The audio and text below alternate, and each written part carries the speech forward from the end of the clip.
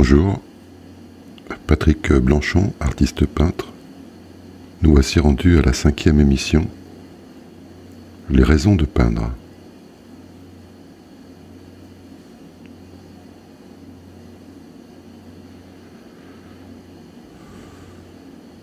L'école de Saint-Cyr Coëtquidan se trouve à Coëtquidan, en Bretagne.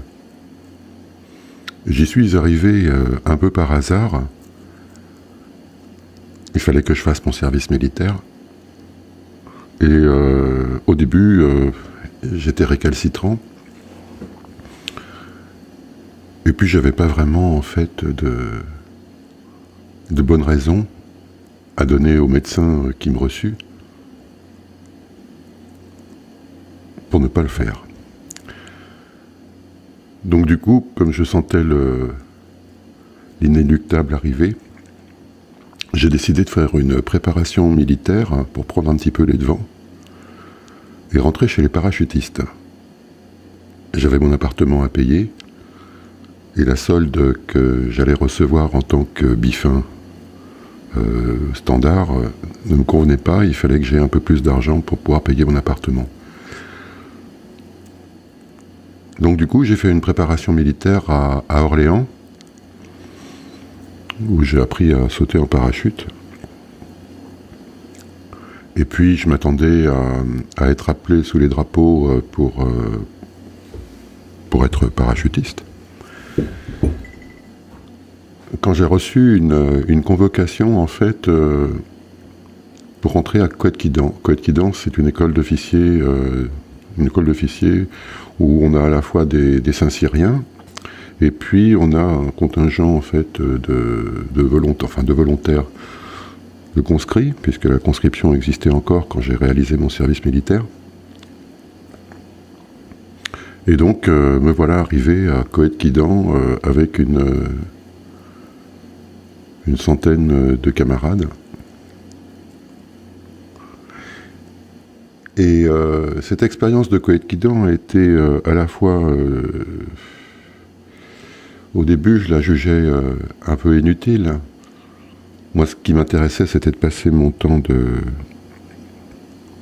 de service militaire le moins bêtement possible. Et puis surtout que ça me rapporte de l'argent pour pouvoir payer ce fameux loyer que j'avais à payer. Donc du coup, j'y suis un petit peu allé comme je fais d'habitude, c'est-à-dire pourquoi pas, et je suis rentré là-dedans.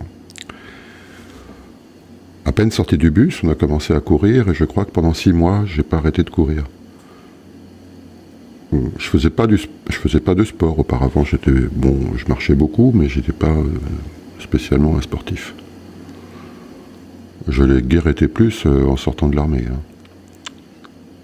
Mais j'ai appris beaucoup de choses sur la notion de limite, en fait, jusqu'où on peut aller soi-même, dans certaines circonstances. Et pour ça, je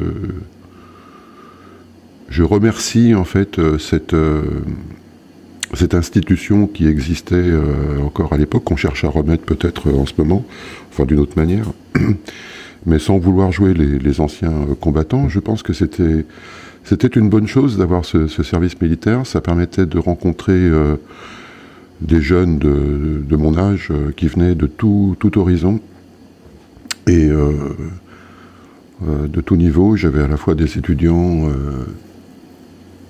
mes camarades étaient à la fois des étudiants, des ouvriers, des cadres, enfin il y avait tout, quoi. Et le fait de rentrer dans l'uniforme, en fait, égalisait tout le monde au niveau de la condition sociale d'où on venait, du type d'études qu'on avait fait, et ça remettait un petit peu les pendules à zéro. Ce qui comptait, c'était en fait... ce que nous demandait l'école, c'est-à-dire est-ce que tu es capable de courir pendant 8 km avec un sac à dos, une arme, des rangers, un casque, et puis on va voir qui tu es en suivant ce parcours de 8 km. On va voir si tu es devant, on va voir si tu es au milieu, et on va voir si tu es en queue de peloton et si tu rames, quoi. Et là, j'ai appris vraiment beaucoup de choses déjà sur mon esprit de compétition. J'étais absolument pas doté d'un esprit de compétition avant de rentrer dans cette école.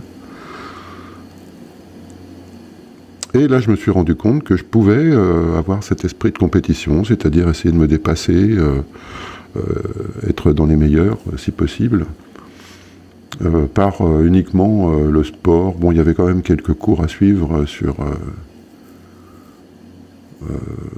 des matières un peu plus pointues, mais globalement, il y avait quand même un effort d'endurance assez magistral à produire. C'est-à-dire qu'on pouvait nous réveiller en pleine nuit à 3 heures du matin.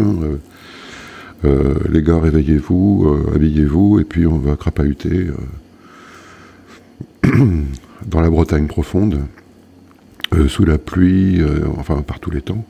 Donc c'était quand même, ça demandait quand même un effort nerveux et physique assez soutenu pendant 6 mois.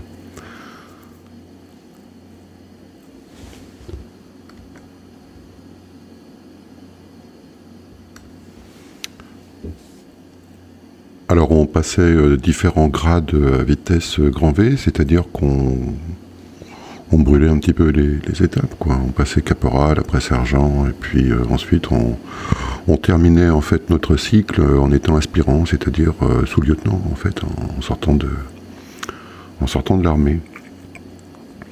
Et il y avait une sorte d'épée de Damoclès quand même qui était sur chacun de nous, c'est-à-dire que si on craquait, si on n'arrivait pas en fait à suivre le rythme, il y avait des grandes chances pour que, en cas d'échec, on soit envoyé en Allemagne ou dans l'Est, enfin dans des casernements qui n'étaient pas franchement folichons tout de suite, quoi. Donc on avait aussi cette trouille de pas, fallait pas échouer. Donc je vous ai dit une bêtise tout à l'heure, quand je vous ai dit une centaine de mes camarades, en fait on était 140, maintenant ça me revient. On était 140 et à l'issue en fait de cette formation, on était plus que 70. Ça veut dire qu'il y a la moitié à peu près de mes camarades qui sont partis en fait, soit au moment de passer caporal, soit au moment de passer sergent, soit en cours de route, voilà. Donc un écrémage assez important quand même sur la quantité du début. Et alors on lit des relations. Alors bon, moi j'avais toujours eu des légendes dans ma famille. J'ai une famille avec mon père était un ancien militaire de carrière, mon grand-père avait fait la guerre de 39-40, donc autour de cette notion d'armée, il y a toujours eu un petit peu des mythes dans ma famille qui perduraient.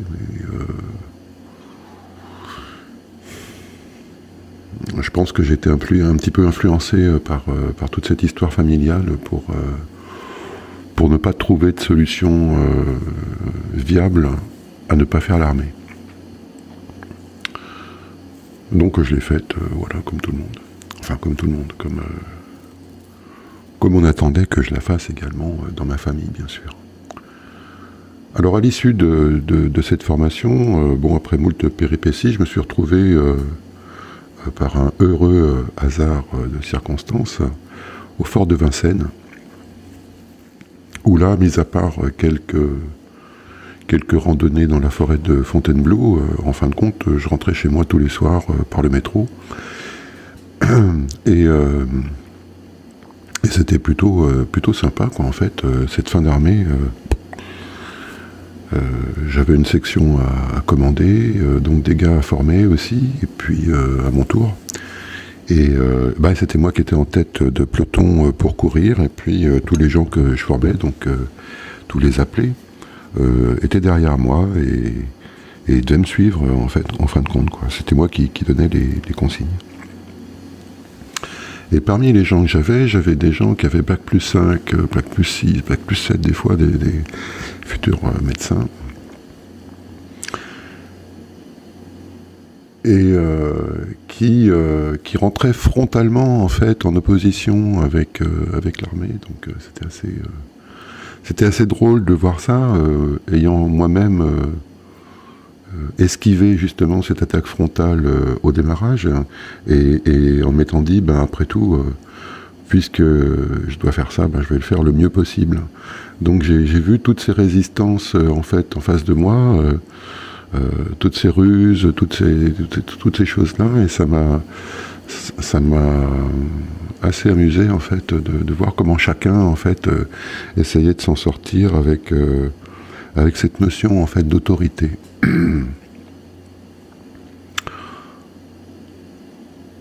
Alors plus tard, j'ai rencontré un écrivain qui s'appelait Ernst Junger, Ernst Junger. Alors je l'ai rencontré en lisant un livre sur les insectes. Ouais, ce gars-là, c'était un ancien officier de la Wehrmacht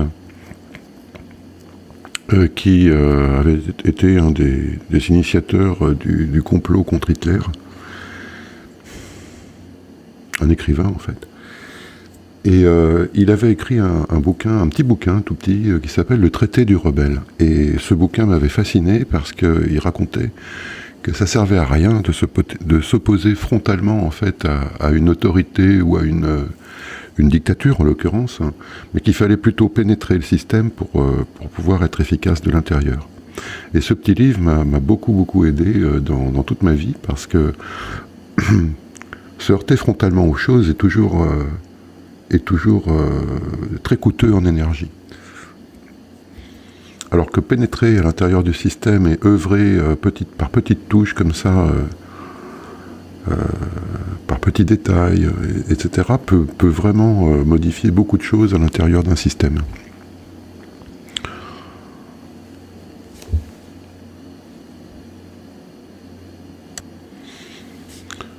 Alors peut-être tout ça pour en arriver place Vendôme. Place Vendôme un soir, je me souviens, c'était le soir. Et je rencontre en fait Yafsa. Yafsa, c'était le vigile en fait de la société IBM qui avait, je crois, son siège social, son siège de son annexe en fait sur la place Vendôme. Et là, j'étais embauché comme gardien de nuit en fait par une société de surveillance, et qui m'avait donc affecté aux locaux d'IBM Vendôme. Donc je rencontre Yafsa, d'origine algérienne, qui est en train de fumer sa cigarette sur le pas de la porte, un peu hautain, un peu, vous voyez, le genre un peu chef, tiens, qui tais-toi, t'es nouveau, ok, bon. Et muni des diverses choses dont je vous ai parlé plus haut, j'ai assez vite compris qu'il fallait sympathiser avec Yafsa, et qu'il valait mieux être dans ses petits papiers plutôt que de le prendre de haut de mon côté. Et donc on a sympathisé, ce qui fait que lui était aussi contrôleur, je crois, dans la nuit. Il venait dans la nuit pour contrôler si on n'était pas en train de roupiller. Donc si de temps en temps moi j'étais allongé sur un canapé, comme on avait sympathisé, ça se passait plutôt pas mal. Alors dans cette aventure place Vendôme, oui, il y avait deux Iraniens en fait qui partageaient mes nuits. C'est-à-dire qu'on était trois et on se relayait en fait pour effectuer des rondes dans tout l'immeuble, pour voir s'il n'y avait rien de suspect qui se passait. Bon, il ne pouvait pas se passer grand-chose de suspect, parce que déjà il fallait franchir les portes qui étaient assez costauds, et on l'aurait... Enfin bon. Et donc ces deux camarades iraniens, l'un était architecte, ça veut dire qu'il avait fait quand même un sacré paquet d'études, mais il ne trouvait pas de travail puisqu'il était iranien. Et puis un autre était ingénieur en informatique, Raïm. Et on était tous les trois comme ça dans cet univers de gardiennage. Alors on occupait nos nuits en jouant aux échecs. Moi j'ai appris à jouer aux échecs avec Raïm et Bérouzi en fait. Et comme on voulait vraiment pas gâcher notre temps uniquement à être gardien de nuit, moi je leur ai donné des cours de français, c'est-à-dire que je les reprenais dans leurs expressions, etc. Et eux me donnaient des cours de persan. Et ce qui fait qu'au bout d'environ un an, eux parlaient un peu mieux français et moi j'avais découvert le persan. Et pas seulement la langue, mais et également toute la culture, j'avais touché du doigt en fait la profondeur, la richesse de la culture persane. Donc quand je parle de la culture persane qui moi m'a plu, c'était pas la culture iranienne de l'époque de Khomeini, puisque ces deux camarades étaient là en raison de leur dissension avec le régime en Iran à l'époque. Ça devait être autour de 1985. Et donc, moi j'étais photographe à l'époque, c'est-à-dire, c'était un travail alimentaire encore, ce gardiennage. Et donc, mon projet, d'un seul coup, a été de partir, d'aller faire des photos en fait en Iran, si possible pouvoir traverser le Baloutchistan, arriver au Pakistan, et puis pourquoi pas aller en Afghanistan par la suite. Donc ce projet, je l'ai construit peu à peu, un peu par amour en fait de ce que je découvrais en rencontrant ces deux personnes, c'est-à-dire il y avait une gentillesse naturelle en fait qui émanait d'eux, une attention à l'autre. Donc on sentait vraiment une culture profonde chez ces deux personnes qui m'avait moi vraiment fasciné. Voilà, et donc c'est au terme de cette année en fait de gardiennage, muni de quelques rudiments en fait de farsi, de persan, muni de quelques vers glanés de Omar Khayyam, un de mes poètes préférés, poète soufi qui date du, je crois, XIIe siècle, ou XIIIe siècle peut-être. Et je me retrouve porte de la Villette en fait, à attendre un bus qui m'emmène à Istanbul.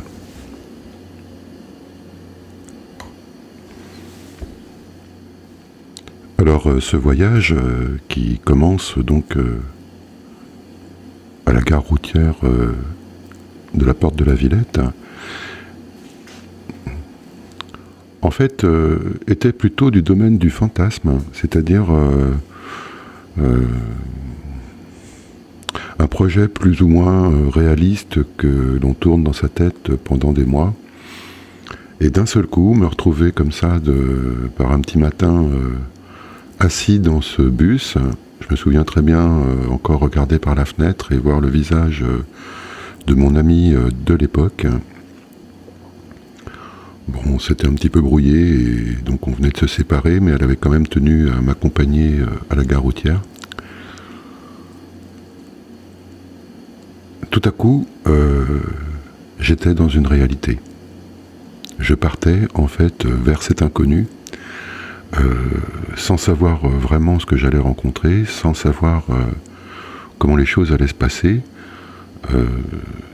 très peu d'argent devant moi, et c'est la raison pour laquelle je prenais l'autobus.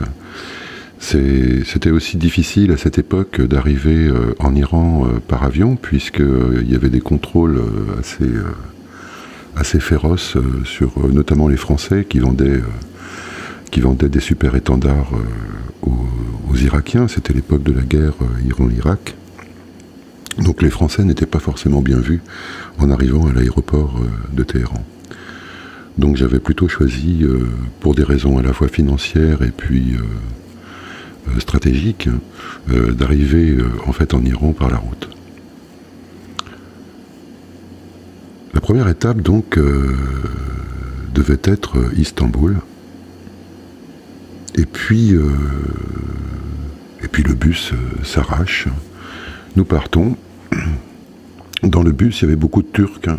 Il n'y avait que des Turcs. Hein. J'étais le seul Français, en fait. Voilà. Et une des premières étapes qu'on a réalisées, ça a été Venise. Je crois qu'on avait quelques heures où on pouvait passer un peu de temps à se balader dans Venise, et puis on pouvait rejoindre le bus par la suite. Et j'étais allé à Venise quelques mois auparavant avec cet ami dont je parlais un peu plus haut. Et je me suis un peu perdu dans Venise. Je peux pas vous dire le sentiment l'étrange sentiment qui s'était emparé de moi à partir du moment où où on était parti en fait de la porte de la Villette. C'est-à-dire à la fois un mélange de perplexité, de vide, comme une déflagration en fait. C'est-à-dire comme si d'un seul coup je lâchais un continent et que je partais au canot comme ça sur l'océan sans savoir vraiment où j'allais, quoi. Et alors que je m'attendais à avoir plutôt un sentiment de joie, dans mon esprit, il y avait un côté un peu aventureux comme ça, et l'esprit que j'avais à ce moment-là n'était pas du tout en accord avec cette notion d'aventurier que je m'étais construite auparavant en élaborant ce projet. Là, j'étais plutôt perdu, plutôt angoissé, plutôt inquiet, plutôt un sentiment d'étrangeté, et si je devais le rapprocher en fait de quelque chose de semblable que j'avais vécu autrefois, c'était par exemple les grandes promenades que je faisais dans la campagne du côté de chez mes grands-parents, dans le Bourbonnais, où il y avait des paysages fabuleux, mais un sentiment d'écrasement terrible me tombait dessus, et un ennui profond me tombait dessus, et du coup je profitais pas en fait du côté fabuleux de tous ces paysages. Je ne sais pas si j'arrive à bien m'exprimer là-dessus, et je ne sais pas si certains qui auront effectué le même type d'aventure peuvent comprendre en fait de quoi je parle, mais c'est la notion entre ce qu'on imagine, et puis la différence entre ce qu'on imagine et puis la réalité. Et en fait, la réalité est tellement forte, on met un moment en fait à rentrer dedans. Il y a une espèce d'entre-deux entre l'imaginaire et puis le réel qui assomme un petit peu, quoi, en fait, voilà. Bref, on traverse diverses villes, et puis on finit par arriver à la frontière turque. Alors là, on sent qu'on arrive dans un pays qui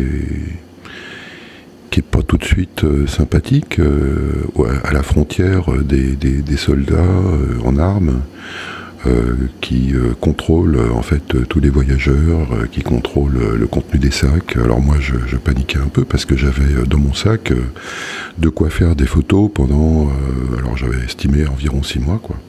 Donc j'avais acheté du filmomètre qui était bien enveloppé en fait dans mon sac, et je tenais absolument pas à ce qu'on ouvre les sachets pour que la lumière atteigne les pellicules. Bon, enfin ça s'est quand même bien passé, on a passé la frontière turque, et puis j'ai profité en même temps de la durée du voyage pour sympathiser avec le chauffeur, et mon projet, c'était d'arriver à Istanbul et évidemment de trouver un hôtel pas trop cher. Donc, en discutant avec le chauffeur, il m'a indiqué le quartier Bagacit. Donc, je suis arrivé à la gare routière d'Istanbul et je me suis dirigé vers le quartier Bagacit pour trouver un hôtel. J'ai trouvé un hôtel tout de suite, ça a été très rapide. Bon, faut dire, j'étais crevé, j'avais envie de dormir. Il fallait que ça se passe relativement vite. Et puis, le lendemain, il était question en fait de trouver une agence de voyage, de trouver un bus pour me rendre à Téhéran. Donc pareil, cette chambre d'hôtel à Istanbul, j'ai retrouvé les mêmes sensations que la chambre d'hôtel que j'avais connue précédemment. Je vous ai peut-être raconté l'aventure de la chambre 30. Donc, alors c'est pas la chambre 30 en fait, parce que j'ai eu plusieurs épisodes d'hôtel, en fait, de chambre d'hôtel. En fait, il y a eu une autre chambre avant la chambre 30, c'était la chambre 15. Et donc, j'ai retrouvé un petit peu les mêmes sensations que la première fois que j'ai pénétré en fait dans une chambre d'hôtel. Et ce côté de l'ailleurs dans l'ailleurs, c'est-à-dire, je crois que j'ai jamais rencontré à part dans ce voyage d'ailleurs, j'ai jamais rencontré cette sensation d'être ailleurs dans l'ailleurs que dans les chambres d'hôtel et dans ce voyage. Et puis, pour rester quand même dans mon thème, qui est quand même les raisons de peindre, dans la peinture également. Ce qui fait qu'il y a quand même un lien de cette sensation d'ailleurs dans l'ailleurs, que je retrouve à la fois dans cette chambre d'hôtel, dans cette notion de voyage, et quand je travaille sur mes toiles. Donc le lendemain, je me réveille, magnifique journée qui commence. On entend le muezzin qui lance l'appel à la prière. Je découvre Istanbul que j'avais atteint de nuit, donc j'avais rien vu d'Istanbul. Et puis, ma première préoccupation, c'est de trouver un café, parce que le matin, moi, sans café et sans cigarette, c'est très complexe. Hein, donc, il faut que je trouve un café. Alors là, je tombe sur le café turc. Je découvre le café turc, voilà. Et puis, je regarde un petit peu autour de moi, et là, je ne vois que des agences de bus pour me rendre à Téhéran. Il y en avait partout dans ce quartier. Et je rentre dans la première, et j'entends les gens parler, et je comprends qu'ils parlent le persan. Et là, j'utilise ce que je sais en persan pour demander un ticket, en fait, pour Téhéran. Et là, il s'avère, en fait, que les gens qui tiennent l'agence de bus sont iraniens. Ils sont tellement interloqués que je parle leur langue, un français, que du coup ils me disent mais pas de problème, on va te trouver une place mon gars, tu vas être vraiment en first class, et donc j'ai mon ticket pour partir à Téhéran dans 2 jours. Je m'étais donné 2 jours pour visiter un petit peu Istanbul.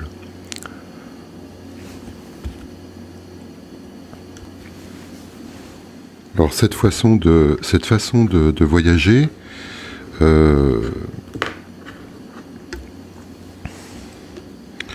comme cette façon de réaliser en fait ces émissions, se ressemble étrangement maintenant que je suis en train de réaliser ce que je suis en train de faire. C'est-à-dire, c'est l'inconnu dans lequel on s'enfonce. Et puis, ce que ça nécessite, c'est-à-dire qu'on peut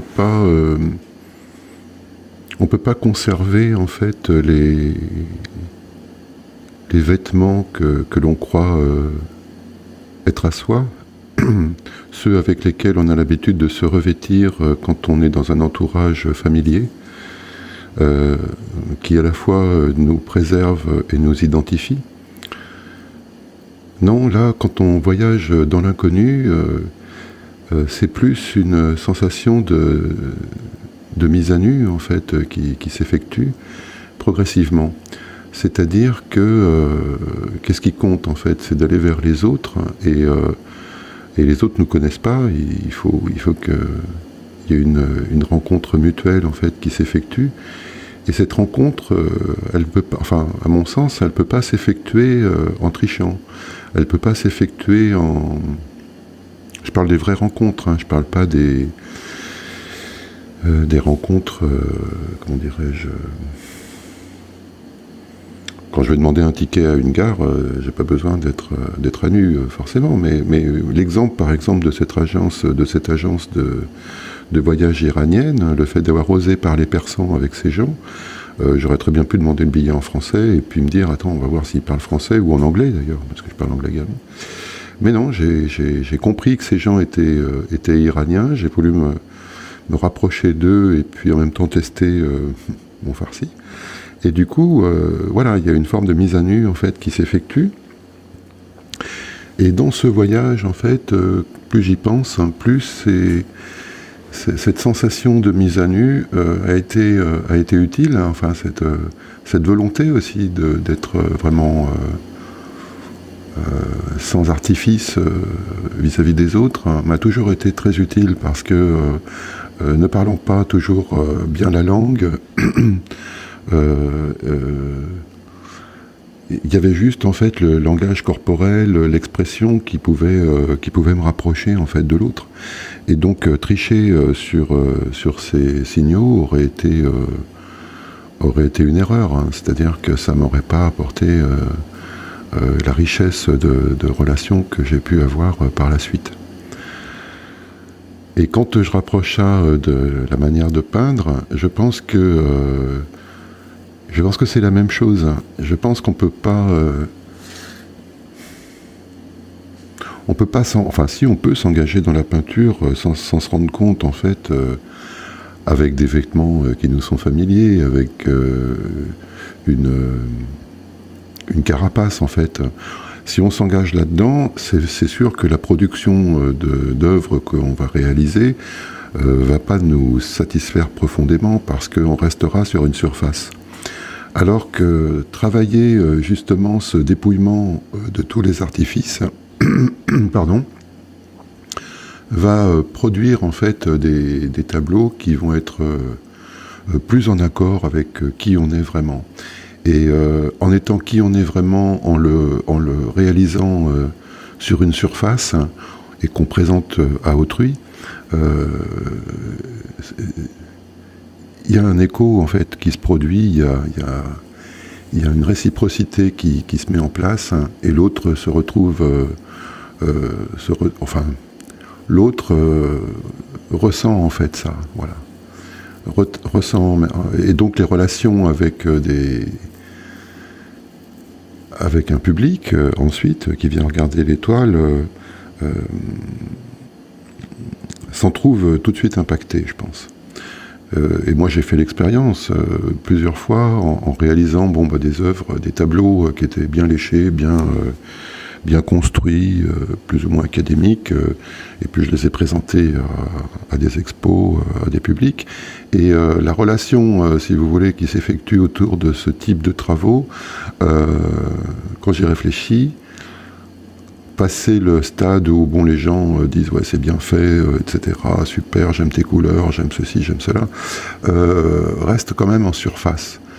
Et mon projet en fait depuis 2018, je pense que c'est depuis 2018, véritablement l'année 2018 a été une année extrêmement riche en découvertes concernant à la fois ma vie et puis ma manière de peindre, comme un réveil en fait qui s'est effectué soudain.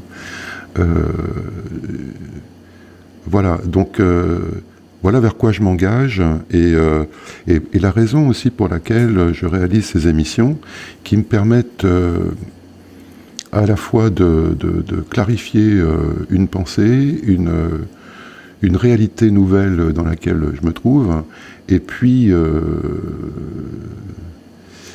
qui peuvent apprendre aussi qui je suis à un public qui commence à se former autour de mon travail. Voilà. Donc je vais arrêter là parce qu'on arrive